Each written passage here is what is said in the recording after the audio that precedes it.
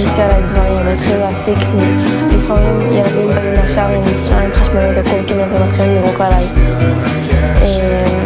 לכבות עליי סיגריות בגב. ילדים הגיעו, עשו סרטון לייב בטיקטוק והעלו את הלוויה שלו ופרסמו את זה בבית ספר. והמנהלת יודעת את זה והיא לא עושה עם זה שום דבר. היא לא עוצרת את הרוע הזה, עדיין ממשיכים להחרים אותו ולהשפיל אותו גם אחרי שהוא שם סוף לחיים שלו. אף אחד לא עוצר את זה. יובל התקשרה אליי מבית ספר וביקשה שאני אביא לה לאכול. הלכתי והבאתי לה אוכל.